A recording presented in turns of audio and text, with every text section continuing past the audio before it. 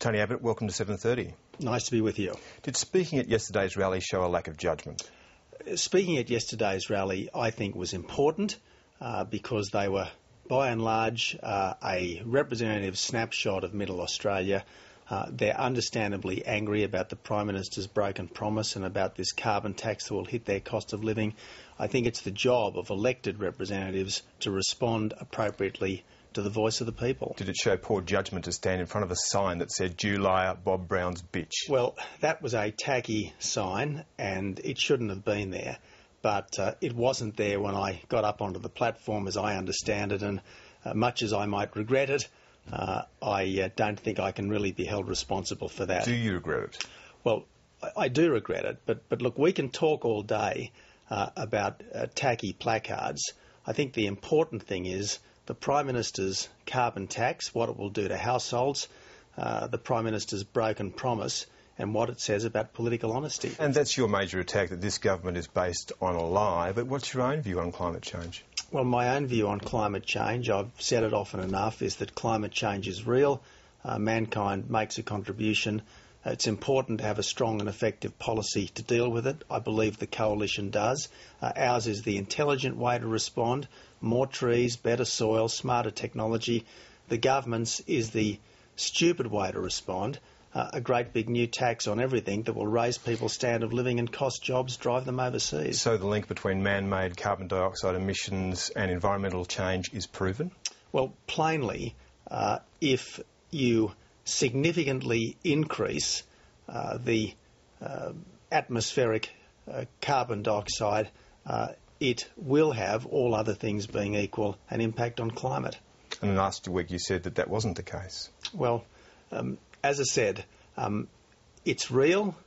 Mankind makes a difference. It's important to have an effective policy, and I believe the Coalition does. The Prime Minister would say she changed her position because of a change of circumstances, and on this debate you've changed your position several times. What's the difference? Yeah. Well, Chris, I never went to the Australian people 6 days before the election and said there will be no carbon tax under a government I lead, and bold as brass, just a few months later, say, yes, of course there'll be a carbon tax. Now, you should not make categorical commitments pre-election, post-election break them. What the Prime Minister should do, if she's changed her mind, is she should do what John Howard did in the 96-98 Parliament, go to the people, seek a new mandate. But do you accept that you've changed your mind on this several times? But I have never done anything remotely resembling what this Prime Minister has done over a carbon tax. Don't forget, Chris,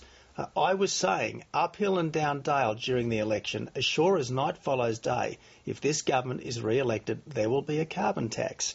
She knew, the Prime Minister, that this was having an impact, so she went out and quite deliberately said that there will be no carbon tax under the government I lead, and that turned out to be a deception. There is a really nasty edge to this debate. You said you wanted a kinder, gentler polity. How much of this is your responsibility? Well, if the Prime Minister had not made that statement, a statement that she relied upon to scramble back into government and then broken it, people wouldn't be feeling as let down and as ripped off as they currently do. This is not just an abstract argument about political honesty, important though that is. It's an argument about people's cost of living. It's an argument about people's jobs, Chris. I mean, this is not just a government that's broken a promise. On the basis of this broken promise, there will be significant increases in people's cost of living, and there will be significant job losses as industries like steel, aluminium, cement and cars go offshore. Just on the way that you are working in the public space, are you pushing the Liberal Party, the Coalition, to a more extreme position? For example, your border protection policy, is that a cipher for Muslim immigration?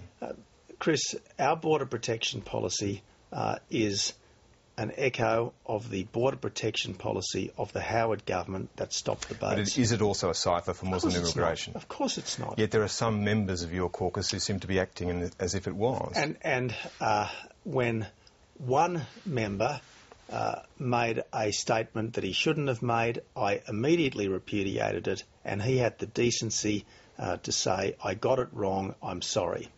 You understand that Muslims are being caricatured in the country as having divided loyalties, as treating their women badly, as being huddled around Bankstown.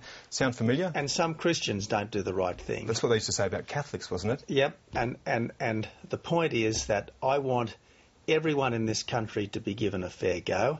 I want everyone to be treated like first-class Australian citizens. That's how I try to treat people. That's how the Australian government should treat people. And frankly, I think it's really dirty pool of the Prime Minister to try to accuse the coalition of race baiting, as she has done now in the Parliament in one guise or another several times. You have no problem with the burqa? Like John Howard, I find it confronting. I would prefer that people didn't wear it, but I don't believe that it should be banned in this country. And were you ever taught by a veiled woman, Tony Abbott?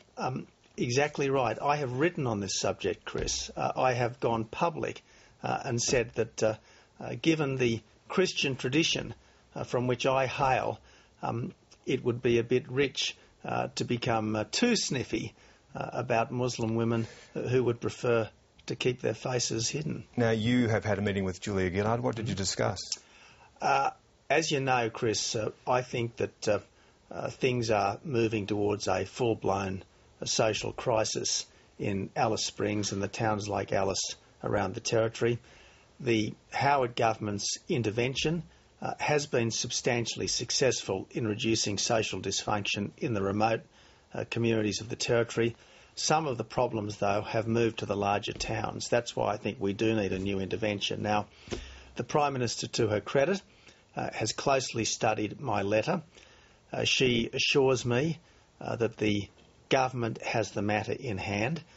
She assures me that there will be a comprehensive response that will address all the various suggestions that I made in my letter. Two last things, very briefly. Did you apologise at all to Julia Gillard about what happened yesterday when you were in the meeting? Did she raise it at all about what happened at the rally?